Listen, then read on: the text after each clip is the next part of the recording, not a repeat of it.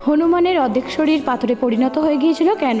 লঙ্কায় পৌঁছানোর জন্য বানর সেনারা যখন রামসেতু নির্মাণ করছিলেন তখন তাদের কিছুটা পাথর প্রয়োজন হয়। তাই হনুমান পাথরের খোঁজে বেরোলে সে গোবর্ধন পর্বতকে দেখতে পায়, কিন্তু হনুমান গোবর্ধন পর্বতকে ছুঁলে সে সঙ্গে সঙ্গে পাথরে পরিণত হয়। তখন গোবর্ধন পর্বত রেগে গিয়ে হনুমানকে বলেন, আরে বানর, তুই আমাকে ছোঁয়ার সাহস পেলি কোথা থেকে? এই কথা শোনার পর হনুমানজি হাত জড়ো করে গোবর্ধন পর্বতকে বলেন, আমি যদি চাইতাম পুরো পর্বতটাকে একেবারে উপড়ে ফেলতাম, কিন্তু প্রভু শ্রীরামের সেতু নির্মাণের কাজে তোমার সাহায্য লাগবে। এই কথা শুনে গোবর্ধন পর্বত হনুমানকে অনুমতি দেন তার সঙ্গে নিয়ে যাওয়ার। কিন্তু হনুমান যখন সেখানে গিয়ে পৌঁছায় তখন দেখেন যে সেতু নির্মাণের কাজ হয়ে গেছে। তাই সে গোবর্ধন পর্বতকে অর্ধেক রাস্তাতেই রেখে দেয় এবং তিনি গোবর্ধন পর্বতের কাছে ক্ষমা চায়। এবং তখন গোবর্ধন পর্বত হনুমানজিকে বলেন, আমি তোমাকে একটি শর্তেই ক্ষমা করতে রাজি আছি, এবং সেটি হলো একবার যেন ভগবান শ্রীরামের সাথে আমার দেখা হয়। হনুমানজি এই শর্তে রাজি হয়ে যান এবং দাপর যুগে যখন শ্রীরাম শ্রীকৃষ্ণ রূপে আবারও আসেন তখন তিনি তার কনিষ্ঠ আঙুলে গোবর্ধন পর্বত